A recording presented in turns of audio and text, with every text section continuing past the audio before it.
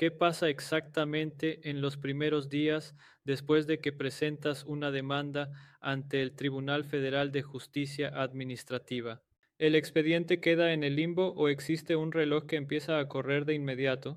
El artículo 17 bis de la Ley Federal de Procedimiento Contencioso Administrativo responde a esa pregunta con una regla breve pero poderosa que ordena el arranque del juicio. Quédate, porque en estos minutos vamos a desmenuzar cada palabra de este artículo recién adicionado. Empecemos por el detonante. La norma señala que todo se activa cuando se presenta la demanda o su ampliación. Esto es clave. No solo el escrito inicial dispara la obligación del juzgador, también lo hace la ampliación de la demanda, que es ese segundo momento procesal en el que la persona actora completa o refuerza sus argumentos, normalmente tras conocer aspectos nuevos del expediente administrativo o de la contestación. En ambos supuestos, el tribunal no puede quedarse pasivo. La sola presentación obliga a reaccionar. Es la chispa que enciende el procedimiento. Pero la ley añade un matiz inteligente. Dice que el acuerdo se dictará en su caso una vez transcurridos los plazos concedidos a la persona demandante para el desahogo de prevenciones o requerimientos. ¿Qué significa esto en la práctica?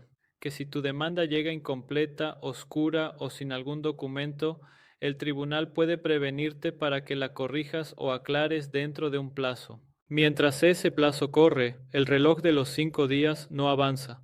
Apenas vence el término que te dieron, sea que hayas cumplido o no, el juzgador queda obligado a resolver. Así se evita que la falta de respuesta de una de las partes paralice indefinidamente el asunto. Veamos ahora quién toma la decisión. El texto es muy preciso y usa el lenguaje vigente. Corresponde a la magistrada instructora o al magistrado instructor.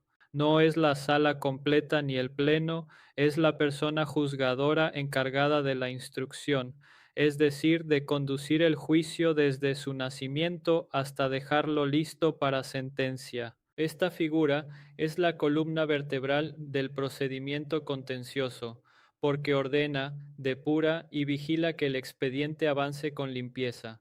La norma deposita en ella el deber personal de pronunciarse y emplea la palabra deberá, que no admite discrecionalidad, es una obligación, no una facultad opcional.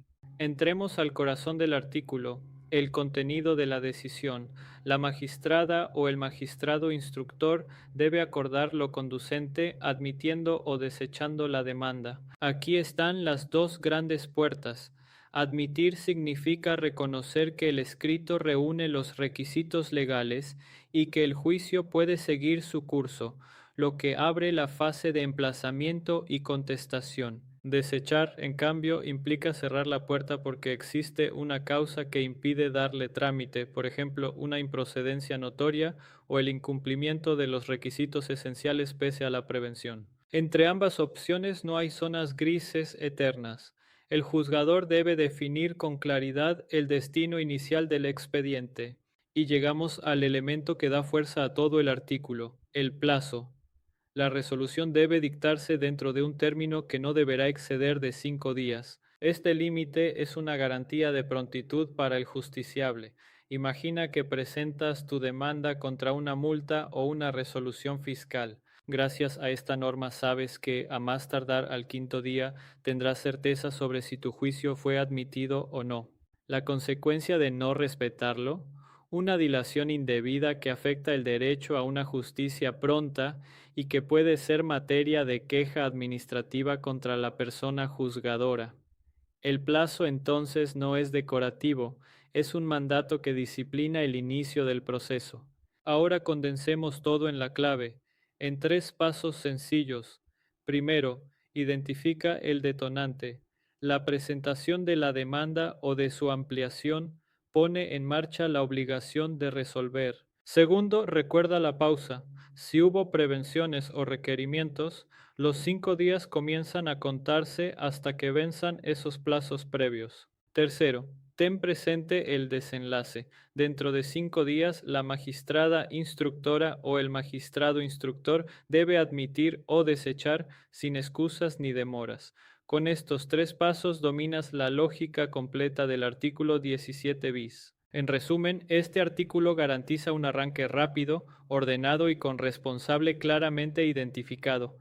Es una norma pequeña en extensión, pero decisiva para la certeza jurídica de quien acude al tribunal. Si este desglose te resultó útil y quieres seguir entendiendo el procedimiento contencioso administrativo, artículo por artículo, suscríbete a la Academia de Amparo y Derecho, activa la campana y acompáñanos en el siguiente video, donde continuaremos construyendo juntos una comprensión sólida de la ley. Nos vemos en la próxima clase.